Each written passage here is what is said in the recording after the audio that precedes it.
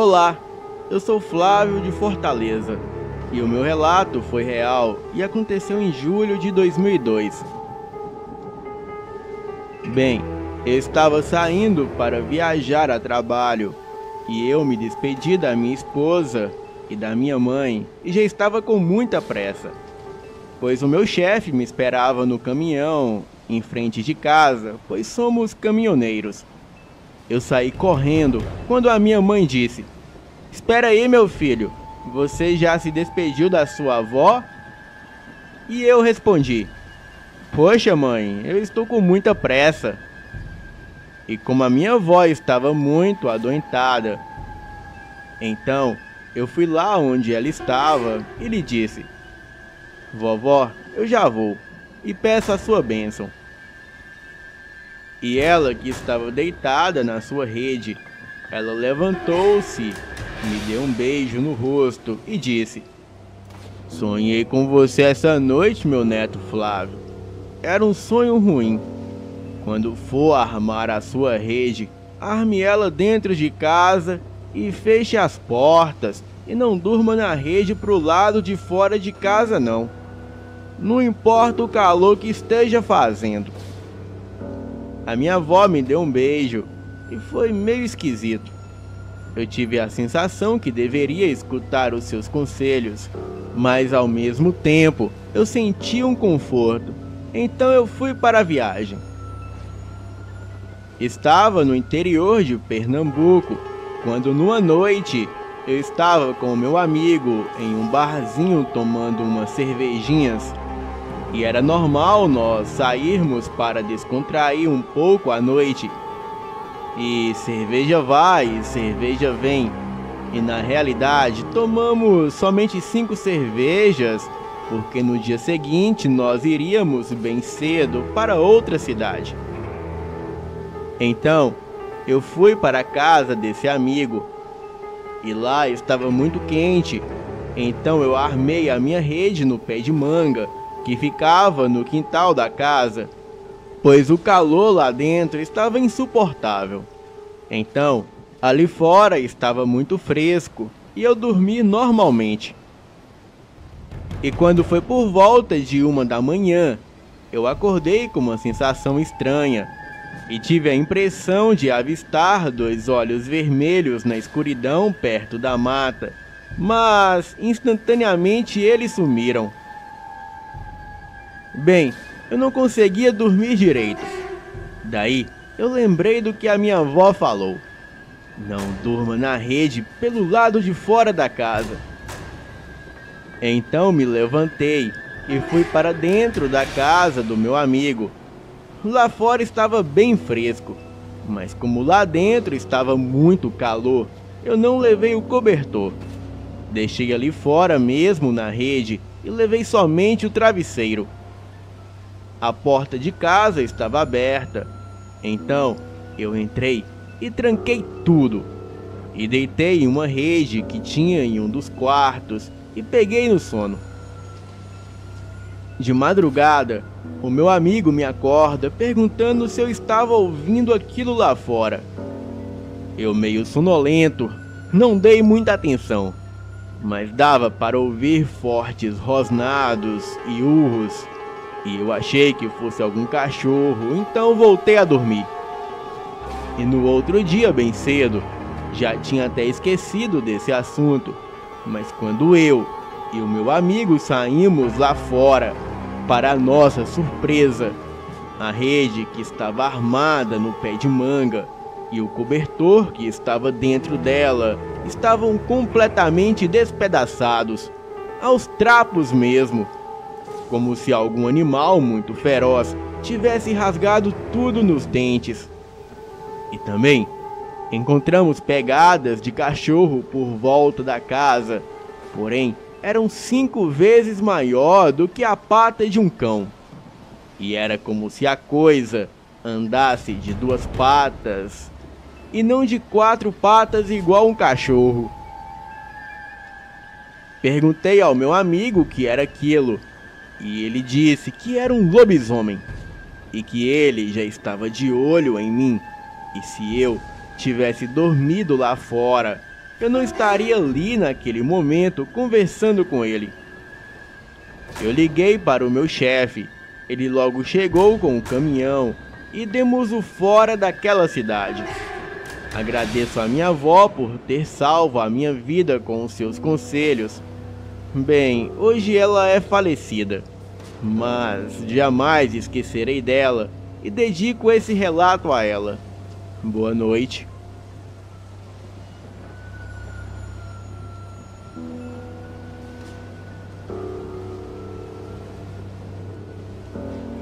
Boa noite, eu me chamo João e moro em um sítio no interior do Paraná com a minha família.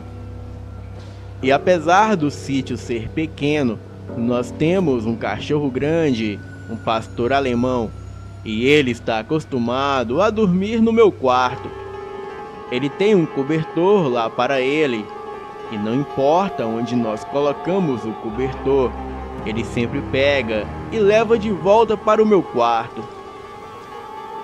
E sempre que eu vou dormir, eu deixo a porta aberta para ele entrar e sair do quarto à vontade para poder comer, beber e se aliviar no quintal do sítio.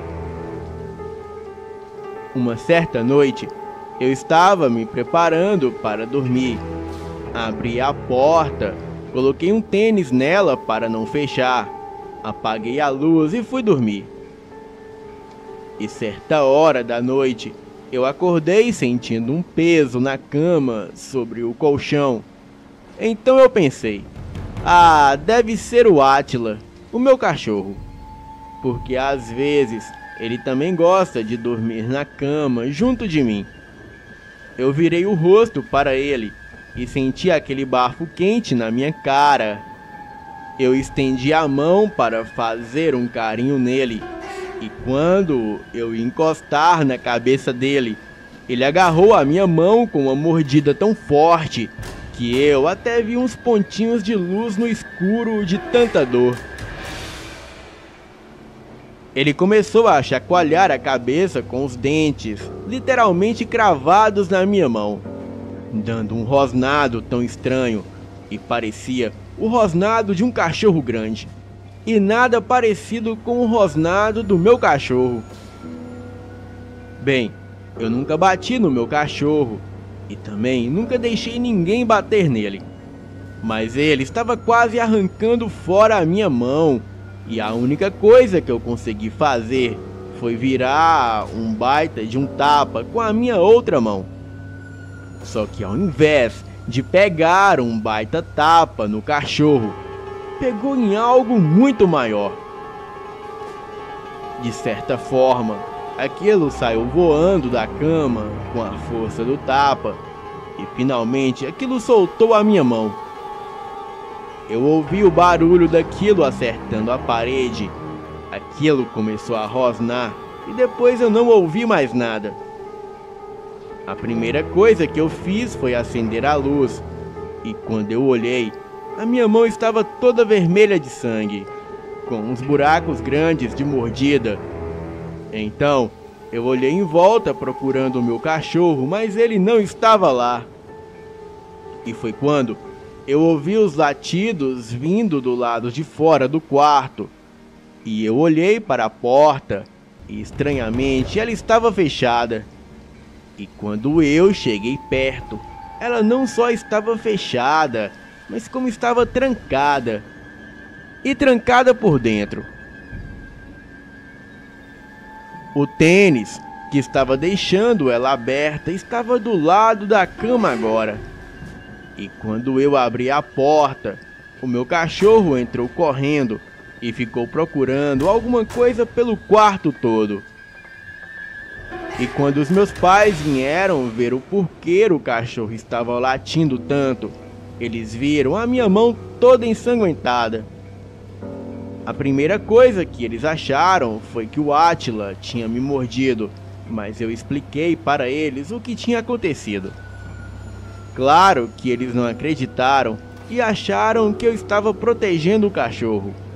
Mas depois que eles limparam a minha mão e olharam as marcas que ficaram, eles viram que eram bem diferentes da marca de mordida de um cachorro.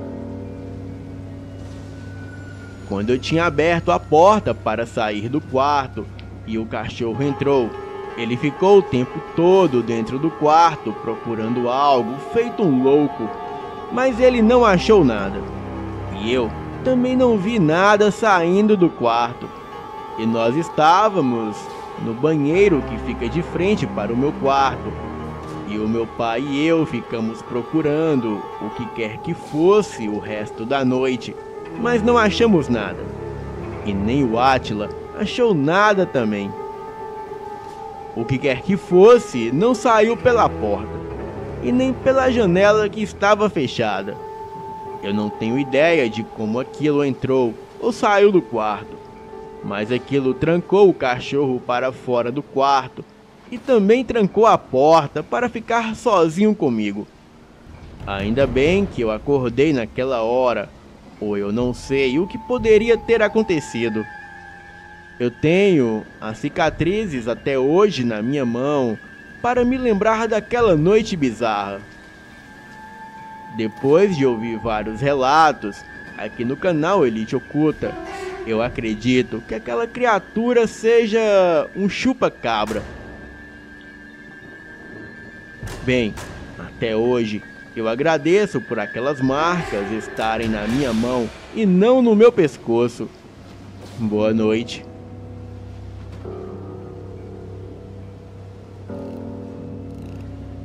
Olá, Rafael, boa noite. Eu me chamo Pingo, e este fato estranho e assustador que eu vou contar ocorreu desde Condó, no Maranhão, até a praia de Toquinho, que fica em frente à ilha de Santo Aleixo, no litoral sul de Pernambuco. Meu amigo, que se chama Vinícius, e eu estávamos em Codó, no Maranhão, no ano de 2015. Estávamos lá para uma limpeza espiritual de rotina. O meu amigo nunca foi de acreditar muito nessas coisas. Ele me acompanhava mais na empolgação, então ele ficava zombando de tudo. Chegamos em um terreiro e a mãe de santo começou a preparar pipocas e ervas para os banhos, e depois tivemos que ficar em um quartinho onde tinham várias estátuas de entidades de esquerda. Ali, no centro do salão, havia uma estátua de uma entidade de tamanho real e deveria ter por volta de 1,80 m. Acredito que era uma pomba-gira, e o meu amigo foi até lá e ficou passando a mão nos seios da estátua. Eu adverti a ele que aquilo era um erro, mas ele não deu ouvidos e ficou a chamar a estátua de gostosa e essas coisas. E quando saímos do terreiro, fomos embora de Codó e então partimos para Pernambuco. E enquanto seguíamos à noite pela estrada, só o meu amigo e eu no carro, em um certo ponto da estrada, ele disse ter avistado uma moça muito linda e que ela acenava para nós pararmos. E perguntou por que eu não parei para dar carona para ela. A estrada estava deserta, não passava nada, e eu disse a ele que não havia visto ninguém na estrada. E então continuamos a viagem.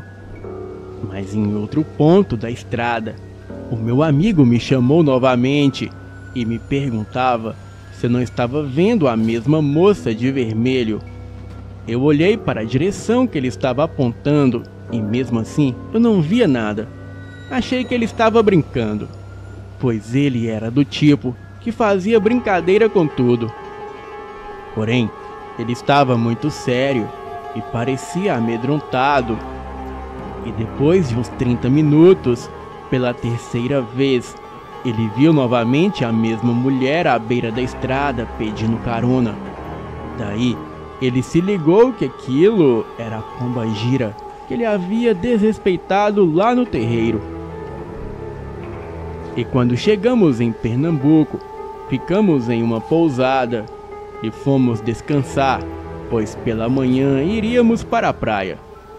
Mas parece que somente eu descansei naquela noite, pois o meu amigo falou que não dormiu direito, pois ele sonhava com aquela mulher, que ela começava a o beijar, e ele até gostava, pois ela era muito bonita. Mas depois, ele percebia que o seu rosto era cadavérico, e quando ele tentava correr, ele não conseguia, e ela o pegava e o enforcava com as mãos esqueléticas, e então ele acordava com falta de ar.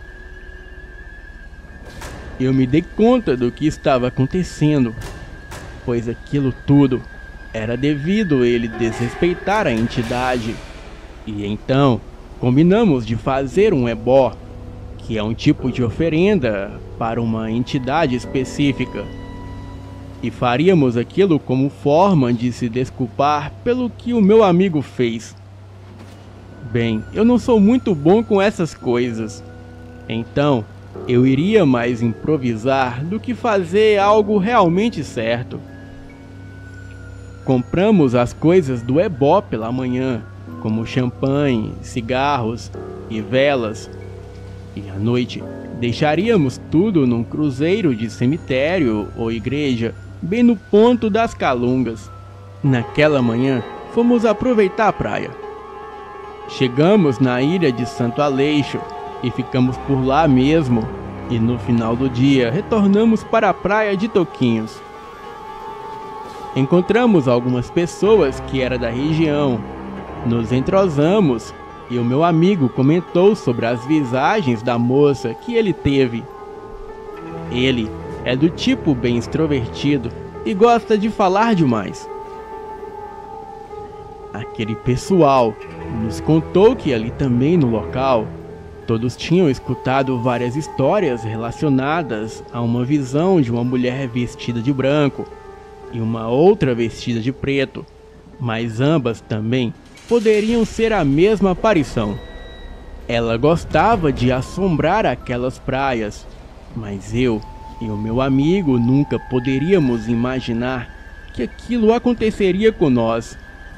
Bem, fomos embora, voltamos para a pousada, e naquela noite, o meu amigo e eu pegamos as coisas do ebó, fomos até uma igreja que ficava ali perto, e naquele horário já não passava mais ninguém por ali.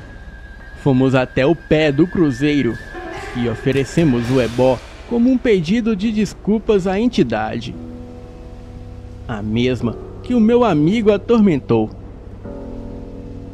E como estávamos sem sono, voltamos para a praia e ficamos lá até tarde da noite.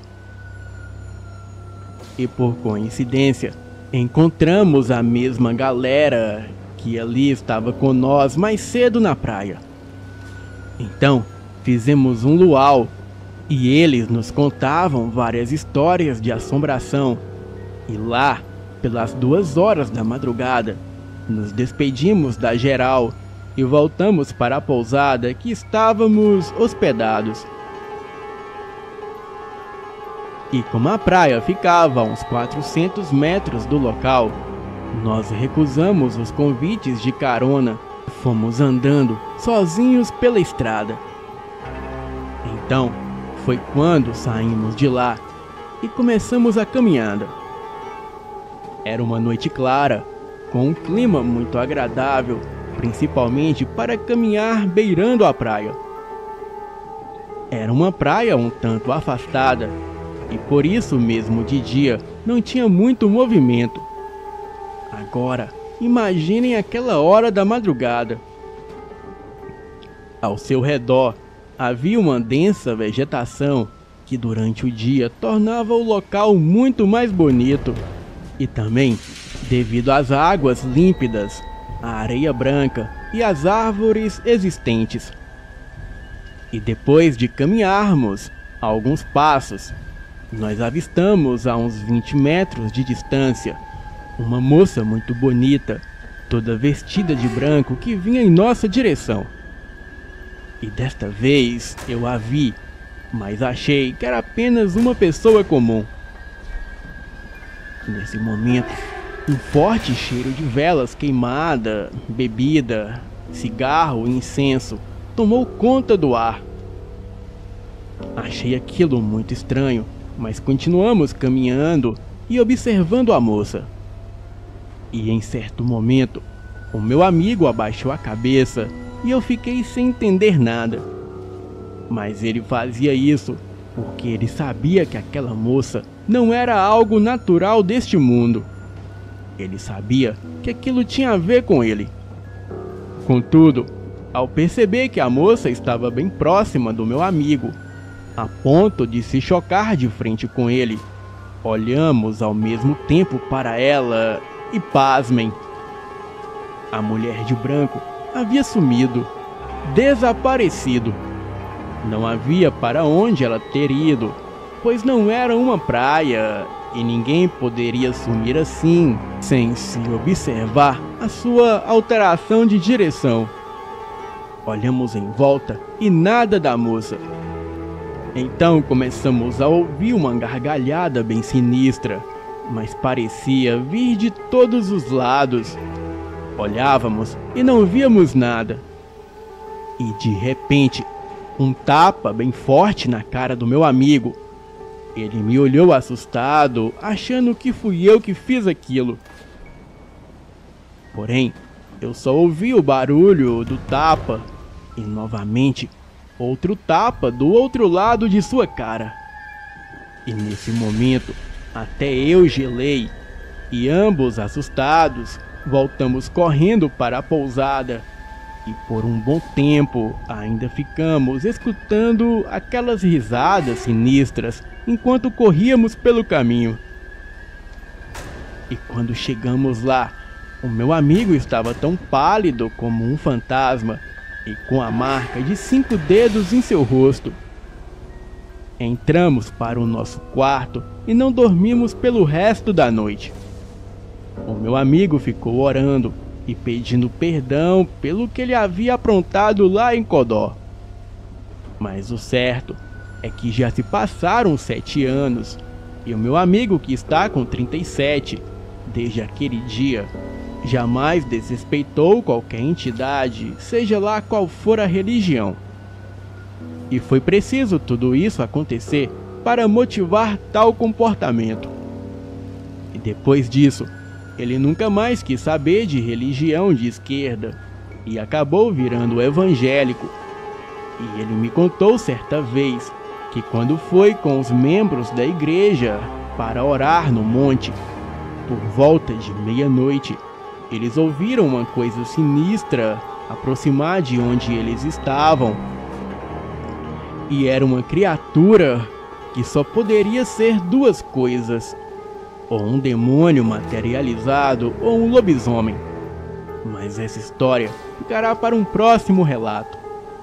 Bem, agora quanto à mulher de branco, ou entidade, seja lá o que for, quem quiser pesquisar a respeito, vá de madrugada nessa praia e fique passeando ao luar, pois quem sabe também possa encontrar essa mulher de branco e perguntar a ela o que ela está fazendo por ali, e também se ela é uma visagem ou uma entidade materializada. Quem tem coragem? Boa noite.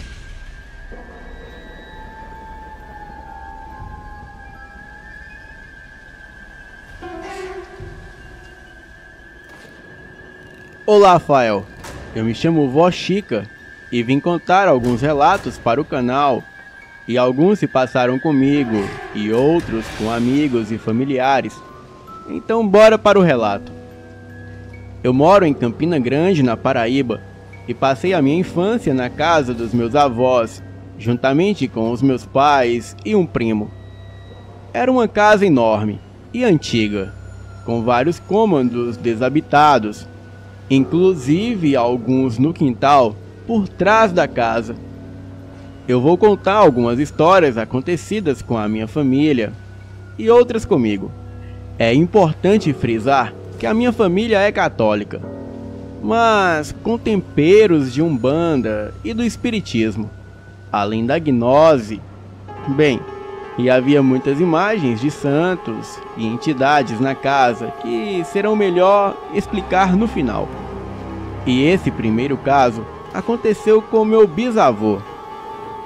Ele tinha uma fazenda e tinha um vizinho desafeto que planejava matá-lo e sempre ficava na tocaia. Mas o meu avô sempre passava, ora com uma mulher com crianças e ora com um grupo de pessoas, de modo que o seu vizinho nunca tinha chance. E perto da hora de morrer, ele chamou o meu avô para pedir perdão e perguntou como ele sabia da tocaia, pois ele sempre passava acompanhado de alguém. Ao que ele respondeu que todas as vezes que ele passava naquele caminho, ele passava sozinho. Mas como meu avô era um assíduo leitor do Livro Negro de São Cipriano, ele sempre andava com as entidades do livro, que se manifestavam em formas de pessoas e até mesmo de animais. Bem, esse próximo relato aconteceu com o meu avô, que é da parte de pai. Ele era caminhoneiro e nas décadas de 40 e 50, ele estava vindo de uma viagem à noite e estava muito cansado. Então resolveu parar o caminhão fora da estrada para dormir um pouco. E quando estava acomodado, ele viu alguém batendo na janela do caminhão. E quando foi olhar, era um amigo dele que havia falecido há algum tempo. Ele ficou apavorado e o amigo dele disse que ele fosse embora dali imediatamente. Ele não contou conversa, ligou o caminhão e foi embora. E depois, quando ele chegou em uma cidade, ele soube que havia matado um caminhoneiro no mesmo lugar onde ele estava parado. E isso aconteceu pouco tempo depois que ele saiu. Essa próxima história aconteceu quando eu era criança ainda. Eu tinha uns 8 anos de idade e na casa do meu avô tinha muitas antiguidades, inclusive da família, e ficavam todas essas antiguidades expostas na sala de visita, lugar que eu, o meu irmão e o meu primo tínhamos pavor de ir à noite. E dentre as antiguidades tinha um par de estribos de bronze em forma de sapato que ficavam presos na parede em uma bandeja de zinco dourada que era do meu tataravô. Uma noite, eu não sei porquê, eu fui na sala de visitas que ficava no fim de um corredor a uns 10 metros da sala de jantar, onde estavam mais pessoas. E ao chegar na sala, eu me arrepiei toda. Uma pessoa deitada no sofá, que estava coberta até a cabeça com um cobertor de lã cinza e calçando os estribos. Eu corri na mesma hora, voltando em seguida com mais algumas pessoas, para constatar que não tinha ninguém lá e que os estribos estavam na parede, no mesmo canto que deveriam estar. Bem, ao lado dessa sala de visitas, tinha um outro corredor que dava para o quarto dos meus avós.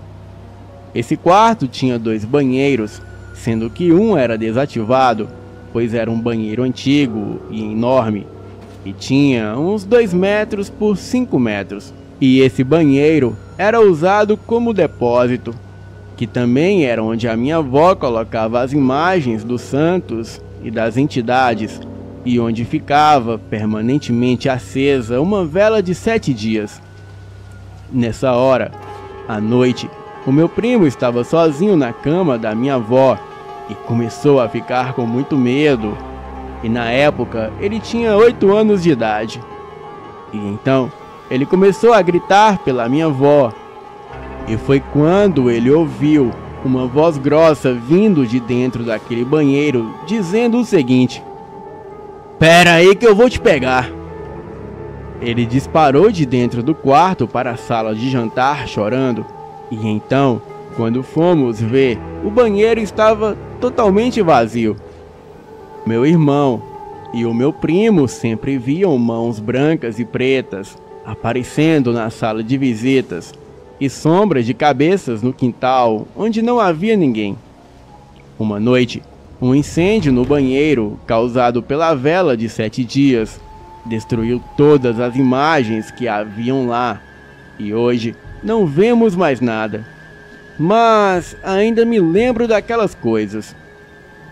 E um último relato que se passou comigo, ele aconteceu alguns meses atrás. Eu fui a um leilão com uma amiga, onde haviam várias coisas a serem leiloadas, e vendo todos os itens, eu acabei me apaixonando por uma cadeira de balanço antiga, e com um pouco de esforço, eu consegui comprar essa cadeira. Eu a coloquei na sala da minha casa, e uma noite eu acordei com sede e meio sonolenta, e fui para a cozinha pegar um copo de água ou suco. E quando eu passei pela sala, bem, eu não costumo acender nenhuma luz quando eu acordo de noite, para não perder o sono. Mas eu tenho certeza que eu vi alguém na cadeira. Achei que era o meu marido sentado no escuro, pensando em algo, talvez. Eu fui até a cozinha, acendi a luz e tomei um copo de suco de laranja.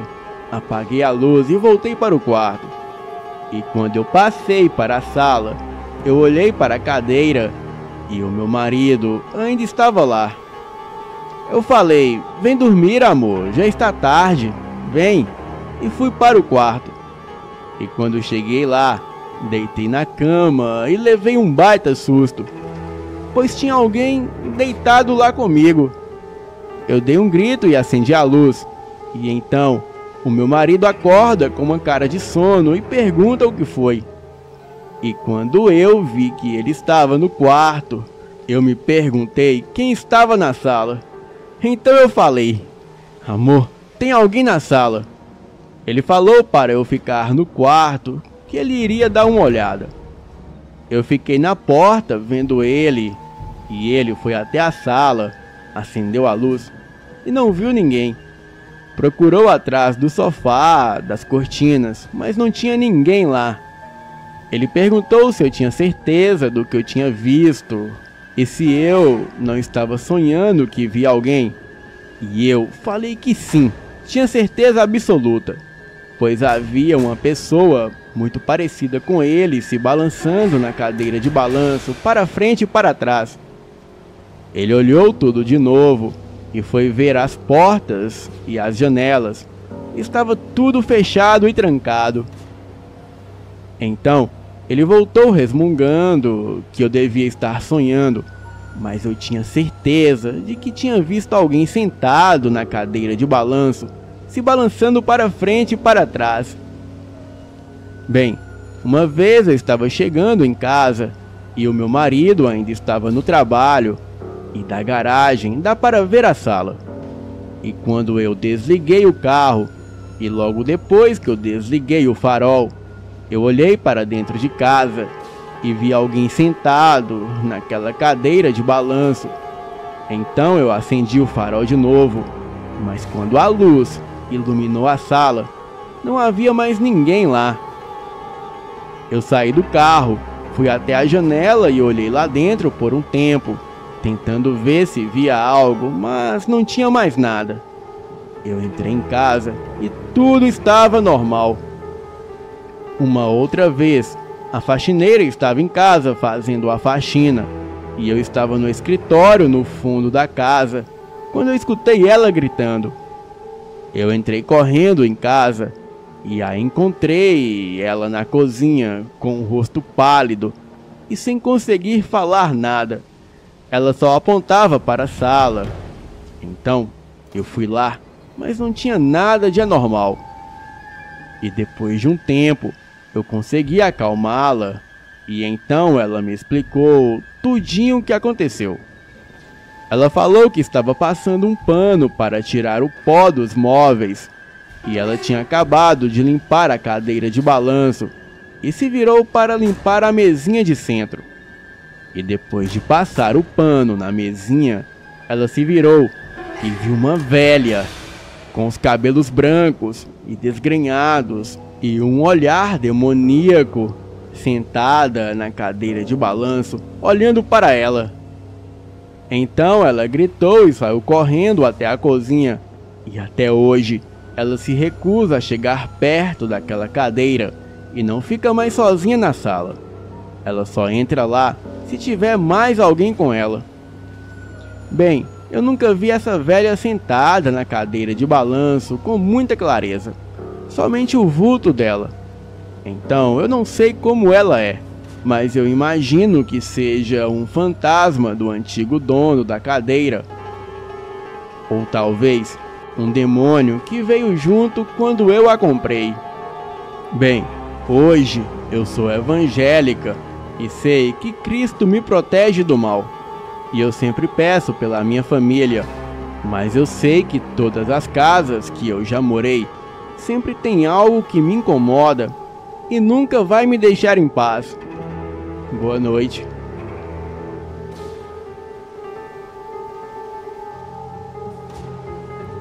Na parte mais rural do condado de San Diego, no estado da Califórnia, na América do Norte, existe um lugar conhecido como Proctor Valley. Este local é uma área grande e principalmente deserta, com apenas uma estrada. Histórias e relatos de avistamentos incomuns nesta área datam de quase 100 anos. Relatos estranhos começaram quando o gado pertencente a fazendeiros locais era frequentemente encontrado morto e mutilado. Outros animais perfeitamente saudáveis também morreram com frequência, sem causa aparente da morte. Alguns animais, incluindo animais de estimação das famílias, foram encontrados massacrados após o que parecia ser rituais bizarros realizados na área. Nunca foi descoberto quem ou que foi responsável por estes atos perturbadores. Os moradores daquela região ficaram realmente preocupados quando duas crianças desapareceram da casa de um fazendeiro local. Os pais acordaram e descobriram que as crianças haviam desaparecido de seus quartos. E o fazendeiro mais tarde encontrou seus rastros saindo de casa. Os rastros levavam ao deserto circundante e terminavam em frente a uma grande rocha. Grupos de buscas foram organizados, mas as crianças jamais foram encontradas. Outro caso estranho envolveu a panificadora local. A Proctor Valley Bakery foi uma das primeiras empresas fundadas na região. O proprietário do estabelecimento mudou-se para Proctor Valley, com a sua esposa e 2 filhos. Ele abriu a sua panificadora logo depois, e foi bem sucedido. O proprietário era gentil e um membro respeitado da comunidade. Até que um dia, ele foi encontrado em casa, depois de ter assassinado a sua esposa e filhos. O homem foi encontrado de joelhos chorando por sobre os corpos. Ele ainda estava vestido com roupas brancas e cobertas de sangue. Ele disse aos investigadores que não tinham lembrança do que havia acontecido e simplesmente acordou e se viu pairando sobre os corpos de sua família. Há também muitas histórias mais perturbadoras não investigadas na área. Muitos pensam que o local é assombrado por espíritos vagantes e demônios. A verdade é que existem alguns lugares em Proctor Valley que são antigos e infestados de demônios. Proctor Valley Road é uma estrada antiga que pode levá-lo entre as cidades de Chula Vista e Jammu, perto de San Diego, no estado da Califórnia. Ao longo dos anos, muitas pessoas relataram ocorrências estranhas depois de dirigirem na estrada. Mas não há muito para ver se você decide dirigir por lá durante o dia. Você pode notar algumas casas de fazendeiros e prédios abandonados espalhados ao longo da estrada. Mas não há nada que chame muita atenção. Mas se você tiver coragem o bastante, pode se aventurar por lá depois do anoitecer. Não importa se você começa na estrada em direção a leste ou oeste. O importante é lembrar que, em nenhuma circunstância, você deve parar ao longo do caminho. De fato, antes de sair, verifique se o carro não possui problemas mecânicos e se está abastecido. Cuidado! Houve relatos de carros em perfeito estado parando de funcionar sem motivo aparente, embora isso seja um acontecimento raro. Você provavelmente encontrará coisas que o deixarão relutante em continuar dirigindo. Mas depois que você decide dirigir pela estrada à noite, não haverá mais volta. Existe também a possibilidade de que você não encontre nada de anormal durante a viagem. Muitas pessoas que passam pela estrada não relatam nada além de um sentimento estranho e desconfortável durante o trajeto. No entanto, se você vir algo incomum, não pare o carro. Você pode ver coisas que o fará com que se sinta preocupado, confuso ou até algo que o aterrorize. Lembre-se de permanecer no seu veículo e continuar em frente. A estrada começa com uma típica rua pavimentada. Em pouco tempo, você encontrará uma placa indicando o final do asfalto, e o restante da viagem será por uma estrada de terra batida. Quando entrar na estrada de terra, mantenha o foco na estrada e não deixe que nada o distraia. É provável que o seu celular perca o sinal assim que você chegar a este ponto. Se você tiver sinal, notará que a duração da bateria do seu aparelho diminuirá rapidamente. A primeira coisa estranha que você pode ver é uma senhora vestida de azul. A aparição da mulher de vestido azul é a atividade paranormal mais relatada na estrada de Proct Valley. Você pode vê-la acenando em uma parada ao longo da estrada. Em certas ocasiões, você pode vê-la caída ao longo da estrada. Seja qual for o caso, ignore-a e continue dirigindo. A história por trás da dama de vestido azul é desconhecida, mas todos os que a encontram descreveram uma sensação horrível de pavor. Muitos dizem que ela não é nenhuma dama, mas algum tipo de demônio tentando convencê-lo a parar o carro. Ninguém sabe ao certo, mas em nenhuma circunstância você deve parar por ela. Se você decidir dirigir com as janelas abertas, é possível que você ouça um grito estridente ecoando ao longo das colinas. Algumas pessoas relatam que os seus veículos também pararam de funcionar ao ouvirem este grito, e não foram capazes de iniciá-lo novamente até que os gritos cessassem. Se isso acontecer, mantenha calma, até poder dar partida novamente e sair da área o mais rápido possível. Não saia do seu veículo, em hipótese alguma. Se você decidir dirigir pela estrada durante a lua cheia, poderá ver criaturas estranhas nos campos. Alguns relatam avistamento de um animal grande que eles descrevem como semelhante à aparência de um macaco. Outras pessoas dizem ter visto coiotes de tamanhos descomunais andando eretos nas patas traseiras. Outros relatos indicam avistamento de uma grande criatura bovina peluda com sinos presos a ela, vagando pela estrada. O Museu Beauty, perto de Proctor Valley, afirma ter uma pegada expressiva dessa criatura. Você também pode presenciar pequenas marcas de mão aparecendo e desaparecendo das janelas. É recomendado que aqueles que decidem passar por essa estrada não viajem sozinhos, se decidirem ir por Proctor Valley à noite. Afirmou que a sua irmã havia adormecido no banco de trás, e quando ela foi parar para checar se ela estava confortável, ficou horrorizada ao ver uma figura sombria com chifres e olhos vermelhos, pairando sobre a sua pequena irmã.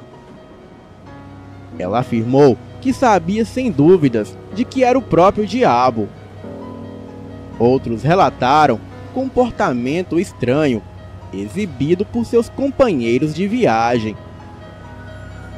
Sabe-se que mesmo os indivíduos mais calmos e tranquilos agem de forma paranoica, ficam agressivos e começam a ser tomados por uma enorme tristeza e às vezes até uma profunda depressão. Seja qual for o caso, não permita que os seus passageiros o distraiam até chegar ao fim da estrada. É possível que você encontre outras coisas estranhas ao longo do trajeto, que eu não mencionei. Seja qual for o caso, continue dirigindo até chegar ao outro lado da estrada. E depois de chegar ao pavimento novamente, as coisas devem voltar ao normal. No decorrer dos anos, houve muitas histórias de tragédia e terror decorrente de Proctor Valley. Talvez todas as histórias sejam apenas lendas antigas, criadas por fazendeiros para manter as pessoas fora de suas terras. Talvez nenhuma das histórias sejam verdadeiras. Ainda assim, há algo de estranho em Proctor Valley. Algo que desperta um terror primordial e instintivo dentro de todos nós. Mas por via das dúvidas, é melhor que evite passar por lá à noite. Ou pode ser que nunca mais volte. Boa noite.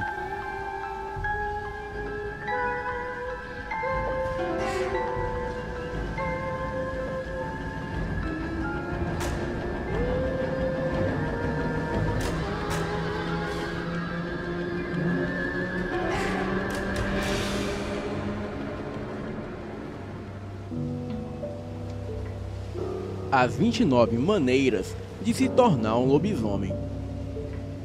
Primeiro de tudo, você tem que ter certeza que é isso que você quer realmente. Se você está aqui simplesmente por curiosidade, eu aconselho não tentar nenhum desses métodos citados no vídeo.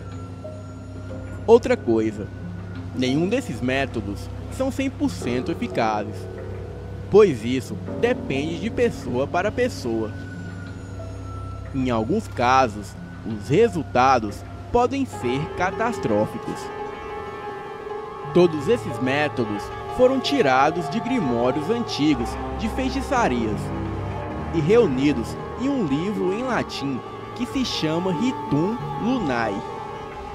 E com muita dificuldade, eu consegui esse livro e traduzi algum desses rituais secretos e trouxe exclusivamente para vocês aqui do canal.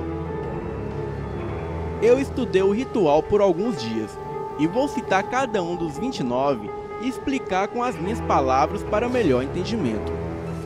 1. Ser mordido por outro lobisomem. Isso mesmo, se você for mordido por um lobisomem e ele decidir não te matar, com certeza ao longo dos dias você vai começar a ter um comportamento um pouco estranho, como comer carne crua ou mal passada. Também vai ganhar super força e até mesmo ser imune a qualquer tipo de doenças.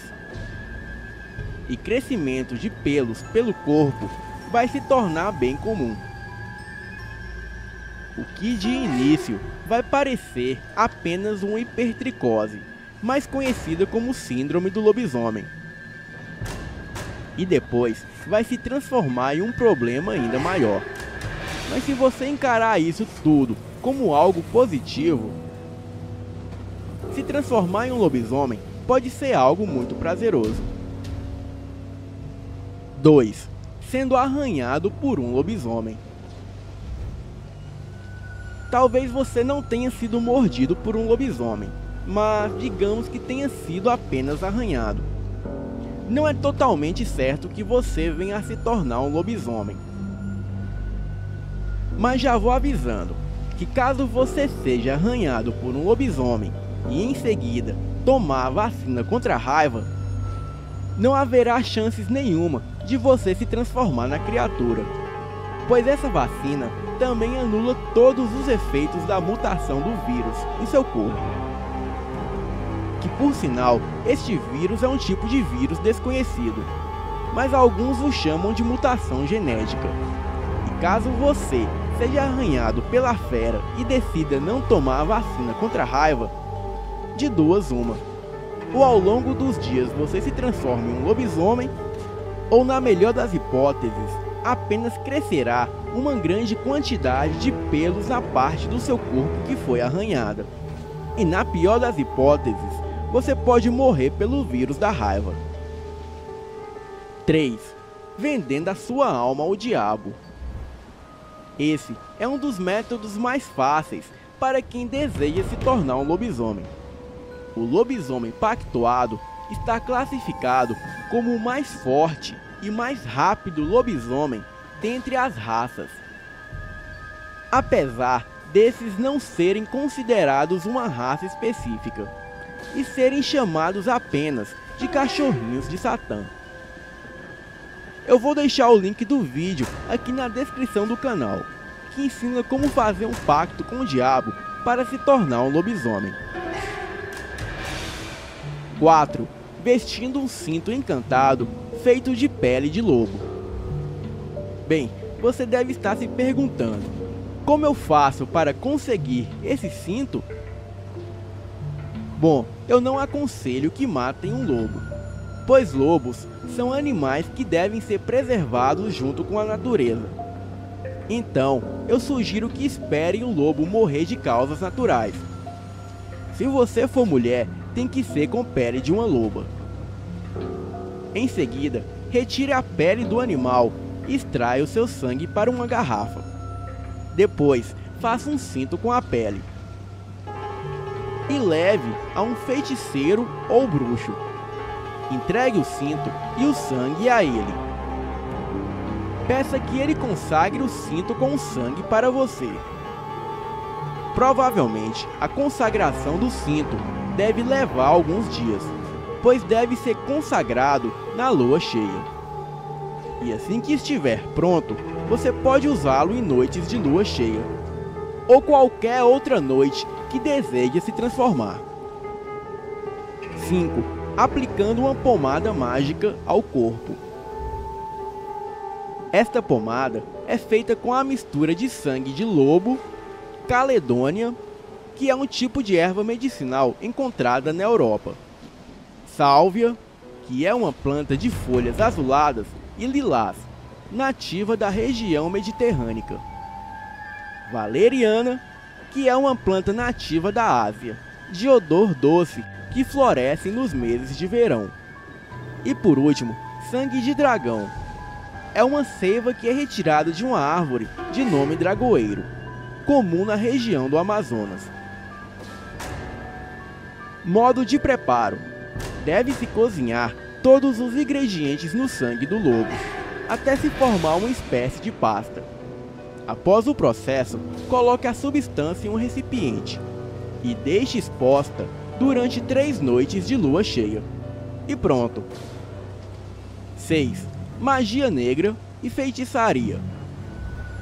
Peço que dê uma olhadinha no livro de São Cipriano Capa Preta.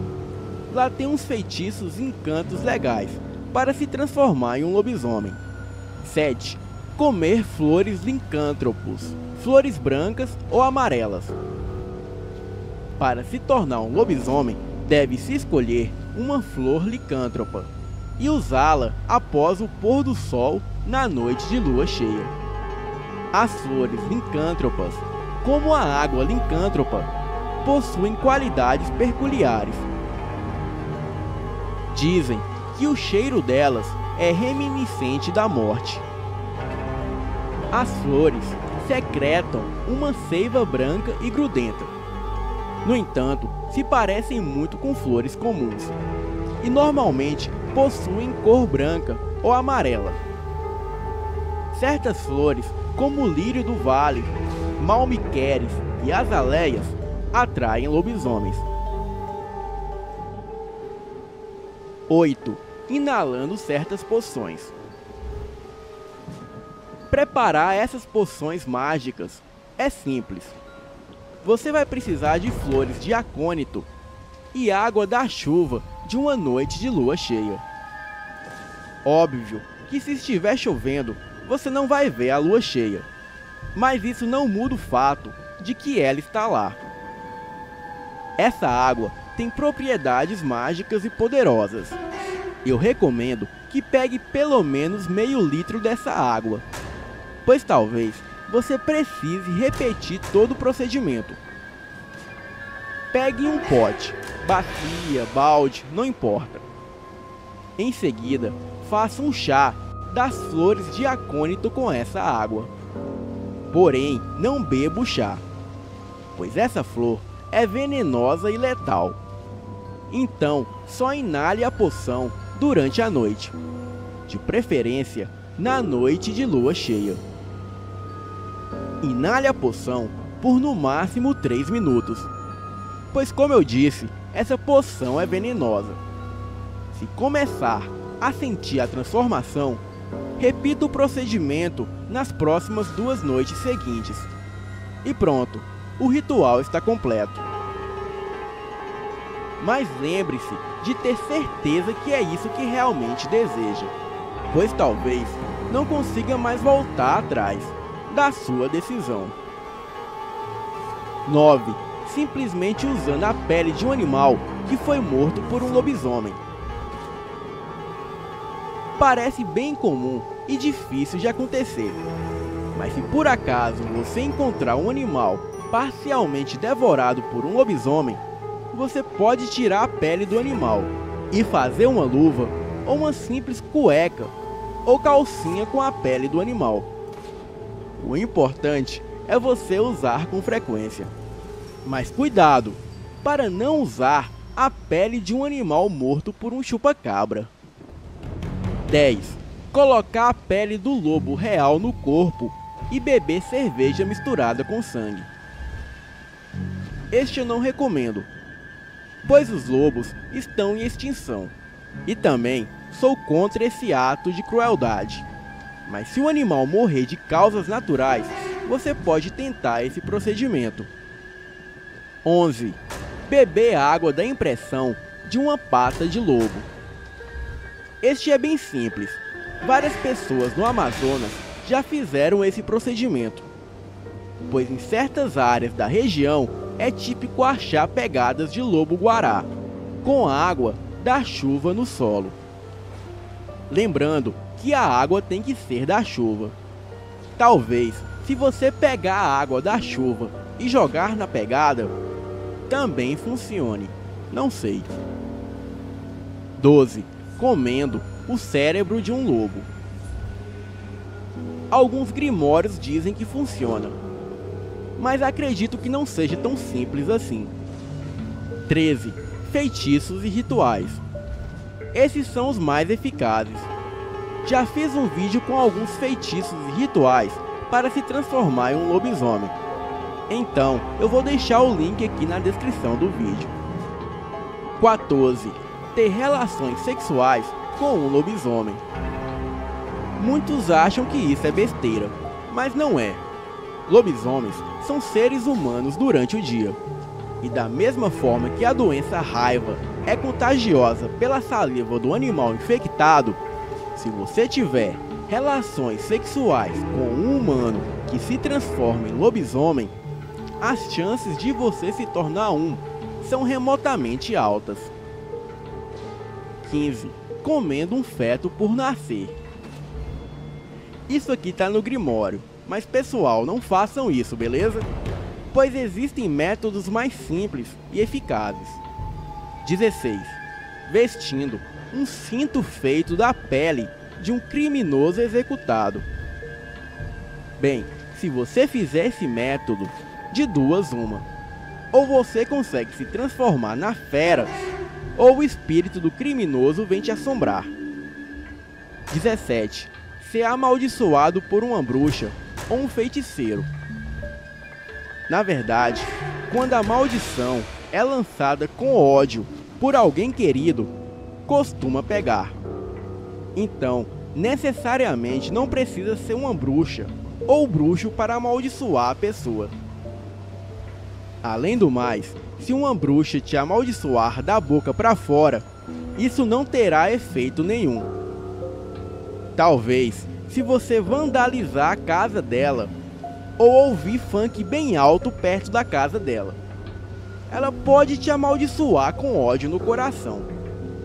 Mas cuidado, para ela não te amaldiçoar, para você virar um porco ou um bode no lugar de lobisomem. 18. Nascendo na véspera de Natal e não ser batizado.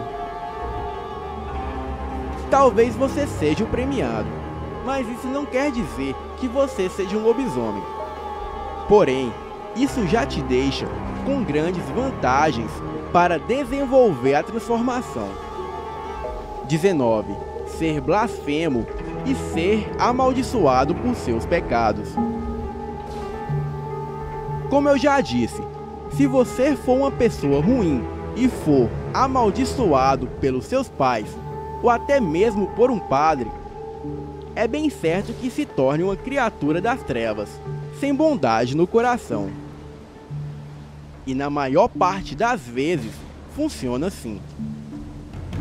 Porém, todos que vivem dessa maneira se arrependem profundamente. 20. Genética. Ter um lobisomem na família. Bem, como já se diz o ditado, filho de peixe, peixinho é. Se os seus pais forem lobisomens, companheiros e companheiras, é 99% de chance de você ser um. Daí em diante, basta desenvolver a sua transformação. 21. Beber de um fluxo de água onde um lobisomem bebeu. Os lobisomens comem, certo? Então, eles também precisam beber água. Ainda mais uns aí que adoram sal. Bem, se você mora em um sítio, e se nesse sítio tem um moinho d'água, já é meio caminho andado. Agora só falta o lobisomem te fazer uma visita. Depois que ele fizer uma boa refeição dos seus animais, provavelmente ele vai beber dessa água. Daí, no outro dia cedo, você vai lá e bebe da água também. Daí, quando você se transformar em um lobisomem, e da próxima vez que a fera invadir o seu sítio, você estará pronto para lutar de igual para igual. 22. Beber a urina de um lobisomem. Muito nojento esse método, mas quem quiser se arriscar, não vai ser nada fácil conseguir tal feito. Se o lobisomem estiver na forma humana, vai ser muito mais fácil, mas não posso garantir que funcione. 23. Dormir uma noite de sexta-feira sobre a lua cheia, com a lua brilhando diretamente em seu rosto. A lua cheia tem muitos mistérios. Este método é um dos mais fáceis de se realizar. Porém, ele não funciona com todo mundo. Você pode tentar por várias vezes, até começar os indícios da transformação. Mas se mesmo assim não funcionar, talvez seja necessário perder a sua humanidade para depois tentar esse procedimento. 24. Sendo o sétimo filho. Dizem que o sétimo filho homem tem fortes tendências de se transformar em um lobisomem. Existem algumas explicações para o fato. O número 7 é visto como um número de grande espiritualidade. Representa os 7 dias da semana e as 7 cores do arco-íris. O 7 é o número da perfeição. E ele integra os dois mundos, e é considerado um símbolo da totalidade do universo em transformação. Se você for o sétimo filho homem, pode esperar coisas boas, pois você será um lobisomem alfa. 25. Sendo uma criança concebida sob uma lua nova. Literalmente, você tem que nascer sobre a lua nova. Os pais que fazem esse ritual com a criança concebida geralmente pertencem a alguma matilha. 26. Sendo terrivelmente assassinado em uma lua cheia. Diz a lenda que pessoas que são assassinadas injustamente por lobisomens sobre a lua cheia, elas morrem e retornam à vida como um lobisomem albino. Lobisomem albino é uma espécie de lobisomem do bem, e o seu propósito é proteger outras pessoas de lobos maus. 27. Nascer em uma superlua de sangue.